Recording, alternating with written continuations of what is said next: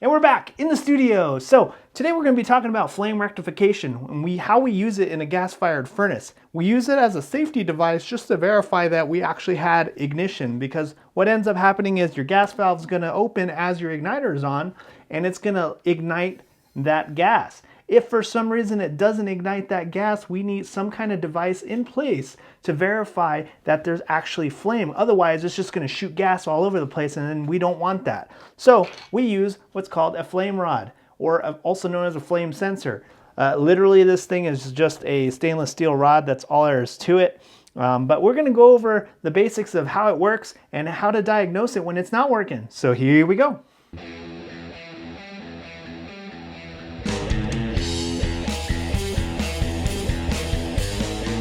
All right, so we got our flame rod right here. You can see there's not really much to it. Sometimes they're just straight, sometimes they got the elbow, but literally it's just a stainless steel rod with some porcelain as an insulator, and then it's got a little spade here to plug in the wire.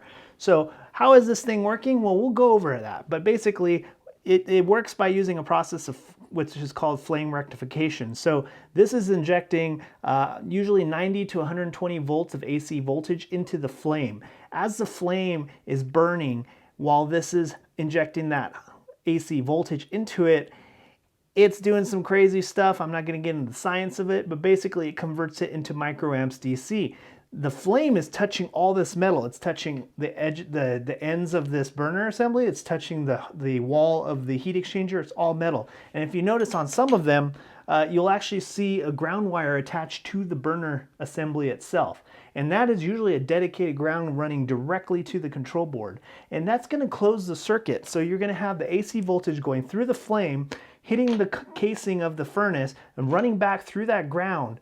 And the control board is going to be looking for about 1.7 microamps DC, and it's got to see it within 4 seconds of ignition. So gas valve opens, it's going to wait for 4 seconds. If it sees that 1.7 or more, it's going to go ahead and continue to run. If it doesn't, it's going to close the gas valve and it's going to try to light up again. Generally speaking, it's going to try again 3 more times. If it doesn't light up again, it's going to lock out and give you an error code, usually some kind of ignition failure kind of code. All right, so we're on the field here. This is a Lennox package unit. We're going to show you how you can test the flame rod. So there's a couple things you want to do. So I've seen a lot of technicians where they'll clean it and then that's it. It doesn't work, so then they replace it. So replacing the rod is something you have to do very rarely. But there's a couple things you want to check, because you have to remember we're sending AC voltage to the flame rod, right? And that AC voltage is going into the flame. So if something's wrong with the board and it's not sending that voltage, that AC voltage into the flame, it's not going to work. So we want to test that, because if you're having an issue, usually it's going to be a dirty flame rod. It's going to be the board is not sending the AC voltage, or it could be a grounding problem, because remember, we have to complete the circuit. But anyway, let me show you. So this is how we can test to see if the control board is actually sending voltage, AC voltage, to the flame rod. And so you're going to unplug your wire that goes to the flame rod, and you're going to put 1 meter lead there. Okay, you're going to have your meter on AC voltage, and then we can just hit it to ground. We should be getting about 110 volts. Now sometimes this will be 90 volts depending on the unit, but usually I've seen it's usually 190. Or I'm sorry, it's like usually 90 to 120 volts. But this tells us that the board is indeed sending voltage. Now, for Lennox, this is happening all the time. You don't need a call for heat, so there's no call for heat right now, but I have voltage. So that tells me that the control board is actually sending voltage to our flame rod. Okay, so the other way we can test this is by checking the actual microamps DC, okay? So we unplug our flame rod, we'll put one wire of our meter on the actual flame rod spade, and the other one will go into the wire. You can see here we're actually reading the microamps DC. So we got about 6 microamps DC. These are the field pieces that UADC right there. So, but yeah, what that's checking is it's actually checking the microamps DC. So generally it's going to be 1.7 is the minimum for most manufacturers. So if it doesn't have at least 1.7 for 4 seconds when it first lights up, it's going to say there's no flame. But usually it's around 2 to 3. But the highest I've ever seen is 10. This one's at 6, so more than enough microamps. Now, if I were to remove this, I've just opened the circuit so you can see the flame went out. That's because it's basically saying no flame detected. So another way to test it is you can basically check for continuity across the whole rod. I've seen it where it's broken inside of the insulator here, this what do you call it, the porcelain part, the white part. It actually snapped off in there. So you should be getting about zero ohms, because I mean it's literally just a straight rod. But sometimes, you know, that could break, or something could have happened to the metal. Maybe it melted or changed the, you know, conductivity of it. But that's how you would test the actual rod itself. Usually these things just get dirty, so you just have to clean it, because what happens is this buildup builds up over the metal rod, and this is just a stainless steel rod, and it just acts as an insulator, so it can't conduct the electricity, the AC voltage, into the flame. So then you either get a weak or no microamps DC. So that's why when they get dirty, it won't detect the flame. It's for that reason. So you want to make sure it's clean. Another thing too is I've seen it where, you know, the burners don't make it all the way to the flame sensor, and that's usually because the crossover tubes get plugged, so like maybe 1 or 2 will light, but then if this one doesn't light, it's not going to be engulfed in flame, so it can't do its thing, so it'll cut off.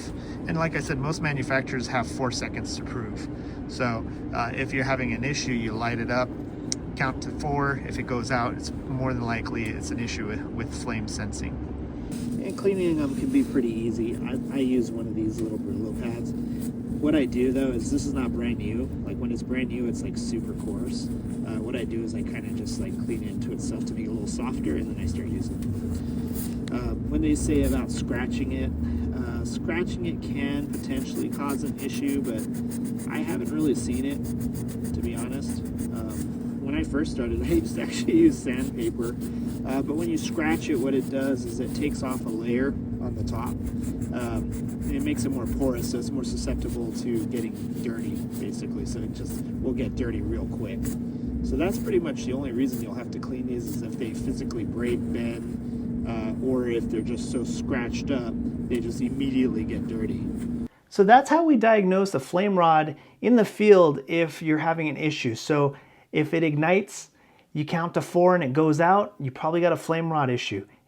99.9% of the time it's just dirty, because like I said, there's not much to this. This is just a rod, there's no coating. It's just when you start cleaning it with like something that's super coarse, you're gonna create, what do you call it, like scratches in the surface. It's just gonna get dirty faster. I've seen some where they've just, you know, scratched the heck out of it, literally one burn, and it's dirty, and it doesn't detect, it insulates it. All that junk just insulates it, and it can't put that AC voltage back into the flame, and it either gets a very weak signal or no signal at all. So another thing you want to look out to is reverse polarity. Most control boards on modern furnaces now, when they'll automatically detect a reverse polarity and give you an error code and lock out. But if you have an older system, if you have a reverse polarity, this will not work. Another thing that I forgot to mention on site was if you have a bad ground, this will not work. Some control boards will actually give you an error code saying that the ground is not good. Some of them do, some of them don't. So you want to make sure you have a good ground, and we're talking voltage ground, like from the, you know, from the line voltage coming in. If that's not connected, this probably won't work. If it does work and there's no ground connected to it, then the casing is probably grounded to something. So you want to have a good ground. You also want to make sure that that wire on the burner assembly is nice and tight and clean. Sometimes that can get loose. A lot of furnaces have multiple grounds going to the control board, and in that case, Usually if you unplug that one, it'll still keep going, but sometimes, and you can try this if you ever come across one, take that ground off the burner and sometimes it'll go out, and that's just because you're opening that circuit, so the board can't see the microamps DC. So again, could be a dirty, it could be the control board's not sending the AC voltage to it. It could be physically broken. There could be no continuity. These things can melt. I've seen it.